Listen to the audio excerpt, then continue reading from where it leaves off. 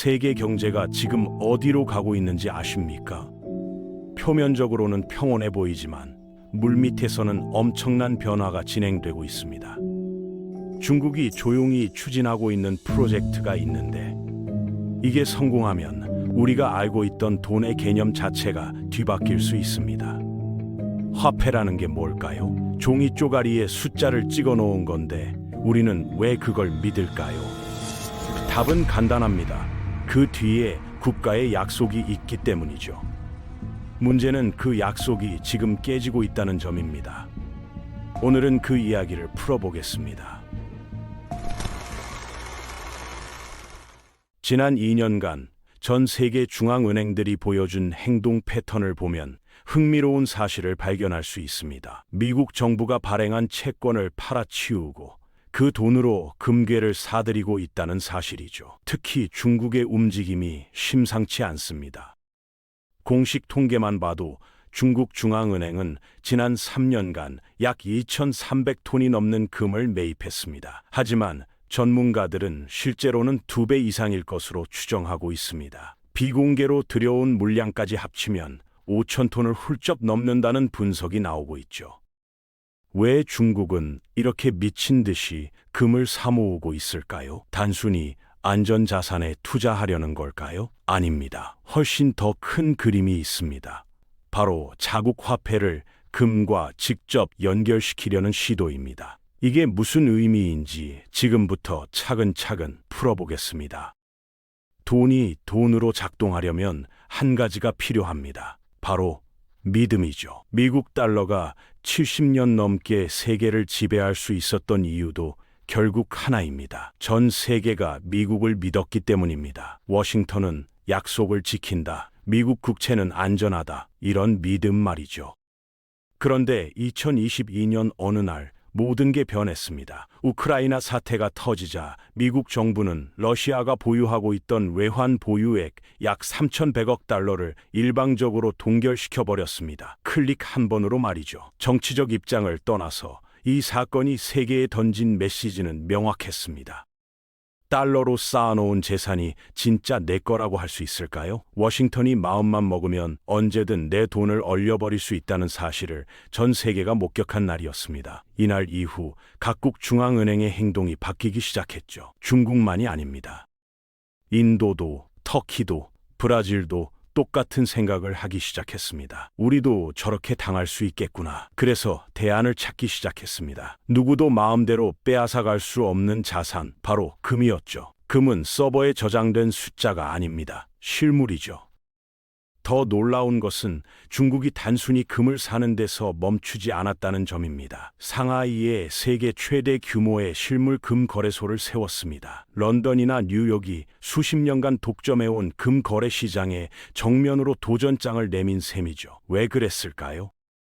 과거에는 각국이 보유한 금의 대부분이 런던이나 뉴욕의 금고에 보관되어 있었습니다. 물리적으로 서방 세계가 금을 쥐고 흔들 수 있었다는 의미입니다. 중국은 이 구조를 바꾸고 싶었습니다. 그래서 완전히 새로운 시스템을 설계했죠. 이름하여 골드 코리도입니다. 이게 뭐냐면 중국 본토에서 시작해서 홍콩, 카자흐스탄, 두바이, 인도를 거쳐 아프리카까지 연결되는 거대한 금 보관 네트워크입니다. 마치 고속도로처럼 금이 자유롭게 오갈 수 있는 통로를 만든 것이죠. 각 나라의 금고가 서로 연결되어 있고 모든 거래 내역이 투명하게 공개됩니다. 어느 나라가 얼마만큼의 금을 어디에 보관하고 있는지 실시간으로 확인할 수 있습니다. 디지털 블록체인과 비슷한 원리라고 보시면 됩니다. 다만 실물로 작동한다는 차이가 있죠. 왜 이런 시스템을 만들었을까요? 신뢰 때문이에요. 다른 나라들 입장에서 생각해 보세요. 중국이 우리 금까지 관리한다고?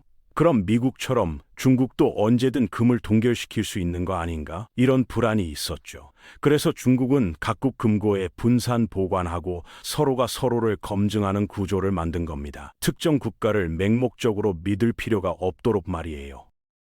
이게 바로 탈중앙화된 신뢰 시스템입니다. 과거에는 워싱턴이 신뢰의 중심이었다면 이제는 금 자체가 신뢰의 중심이 되는 구조죠.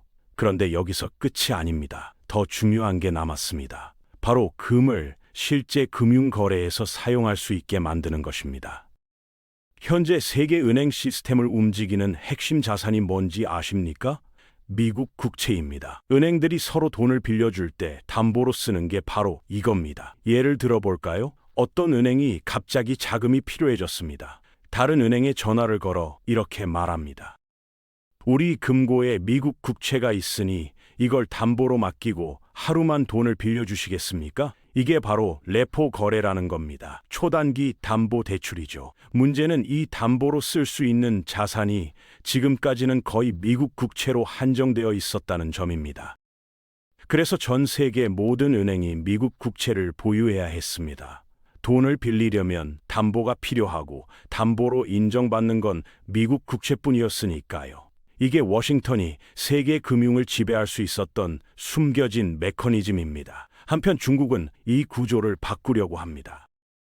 금을 담보로 쓸 수 있게 만드는 것이죠. 이게 가능해지려면 한 가지가 필요합니다. 바로 금이 고유동성 우량 자산으로 인정받는 것입니다. 쉽게 말하면 은행들이 안심하고 담보로 받을 수 있는 최상급 자산이라는 뜻입니다. 과거에는 금이 이 등급에 속하지 못했습니다. 은행이 100억 원어치 금을 갖고 있어도 장부상으로는 절반인 50억 원으로만 인정받았죠. 그래서 금은 그냥 금고에 쌓아두는 장식품 같은 존재였습니다. 그런데 최근 바젤위원회라는 곳에서 중요한 결정을 내렸습니다. 금의 등급을 한 단계 올린 것이죠. 이제 금을 100% 가치로 인정하게 됐습니다. 이게 무슨 의미냐면 금이 드디어 금융 시스템의 정식 멤버가 됐다는 뜻입니다. 다만 아직 최고 등급은 아닙니다. 중국이 노리는 건 바로 다음 단계입니다. 금을 고유동성 우량 자산으로 만드는 것이죠. 그렇게 되면 어떻게 될까요? 은행들이 금을 담보로 돈을 빌려줄 수 있게 됩니다. 국가들이 금을 맡기고 개발 자금을 조달할 수 있게 되는 것이죠. 더 이상 워싱턴이나 IMF를 거치지 않아도 됩니다. 구체적인 예를 들어볼까요? 아프리카의 한 나라가 항구를 건설하려고 합니다. 과거에는 이렇게 했습니다. 워싱턴의 세계은행이나 IMF에 가서 돈을 빌려달라고 했죠. 그러면 온갖 조건을 달았습니다. 정부 지출을 줄여라, 공기업을 민영화해라, 이런 식으로요. 한편 이제 중국이 새로운 제안을 합니다. 당신네 나라가 생산하는 금을 상하이 거래소에 맡기십시오. 그럼 그걸 담보로 위안화를 빌려드리겠습니다. 그 돈으로 항구도 짓고 도로도 깔고 발전소도 세우십시오. 조건은 없습니다. 그냥 나중에 갚기만 하면 됩니다. 어느 쪽이 더 매력적으로 들릴까요? 당연히 후자입니다. 그래서 아프리카 국가들이 하나 둘씩 이 시스템으로 넘어가고 있습니다. 이게 단순한 경제 협력 프로그램이 아닙니다. 새로운 금융 패권이 탄생하고 있는 것이죠. 더 놀라운 것은 아직 남았습니다. 금 가격은 매일 오르락내리락 합니다. 이게 문제입니다. 오늘 금을 담보로 100억을 빌렸는데 내일 금값이 10% 떨어지면 담보 가치도 줄어들죠. 이러면 대출을 해준 쪽에서 불안해합니다. 중국은 이 문제도 해결책을 찾았습니다. 바로 이동평균 가격 시스템입니다. 금 가격을 당일 시세로 계산하는 게 아니라 최근 200거래일의 평균값으로 계산하는 방식이죠. 그러면 하루 이틀 금값이 급등하거나 급락해도 담보 가치는 안정적으로 유지됩니다. 투기 세력의 공격에도 끄떡없죠. 이 모든 시스템이 완성되면 어떻게 될까요? 금이 다시 진짜 돈으로 작동하기 시작합니다. 지난 50년간 금은 그냥 보관용 자산이었습니다. 이제는 빌려줄 수도 있고 담보로 쓸 수도 있고 결제 수단으로도 쓸 수 있게 되는 것이죠. 여기까지가 중국의 전략입니다. 그럼 워싱턴은 가만히 있을까요? 당연히 아닙니다. 이미 대응책을 준비하고 있습니다. 올해 초 미국 정부는 런던에 보관 중이던 자국 금을 본국으로 들여왔습니다. 공식적으로는 관세 문제니 감사 준비니 하는 이유를 댔지만요. 진짜 이유는 따로 있습니다. 앞으로 세계가 실물 금 중심으로 재편되면 누가 실제로 금을 쥐고 있느냐가 힘이 되기 때문입니다. 금은 컴퓨터 서버에 저장된 숫자가 아닙니다. 손에 쥘 수 있는 실물이죠. 그래서 미국도 자기 금을 되찾아오는 겁니다. 워싱턴은 다른 방향으로도 움직이고 있습니다. 바로 디지털 달러입니다. 블록체인 기술을 활용해서 달러를 완전히 디지털화하려는 시도죠. 재밌는 건 이미 민간에서 만든 디지털 달러가 있다는 점입니다. USDC나 USDT 같은 스테이블 코인 말입니다. 이것들은 달러와 1대1로 연동되어 있고 블록체인 위에서 즉시 전송이 가능합니다. 사실상 민간이 만든 디지털 달러죠. 워싱턴은 앞으로 이 생태계를 법으로 보호하면서 자국 금융 시스템에 편입시킬 가능성이 큽니다. 그러면 어떻게 될까요? 세계는 두 개의 화폐 시스템으로 나뉘게 됩니다. 하나는 중국이 주도하는 금 기반 시스템입니다. 실물로 뒷받침되고 통제 가능하지만 느립니다. 다른 하나는 워싱턴이 밀고 있는 디지털 시스템입니다. 빠르고 편리하지만 코드에 의존하죠. 어느 쪽이 이길까요? 아마 둘 다 살아남을 겁니다. 각자의 장단점이 있으니까요. 중국과 브릭스 국가들은 금 시스템을 쓸 것이고 미국과 서방 국가들은 디지털 시스템을 강화할 겁니다. 결국 다중화폐 시대가 열리는 것이죠.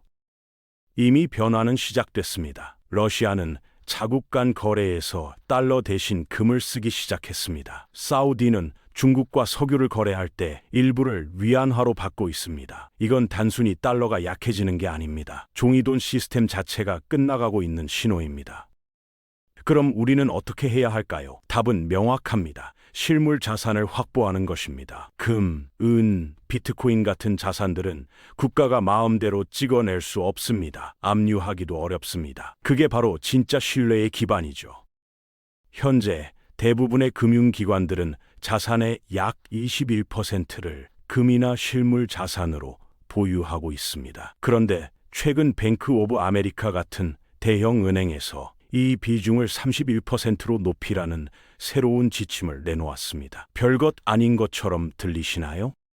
10% 늘리는 게 뭐 대수냐고요. 이걸 전 세계 금융 시스템 규모로 환산하면 약 2조 1천억 달러입니다. 우리 돈으로 약 2,800조 원에 달하는 추가 수요가 생긴다는 뜻입니다. 문제는 금은 달러처럼 찍어낼 수 없다는 점입니다.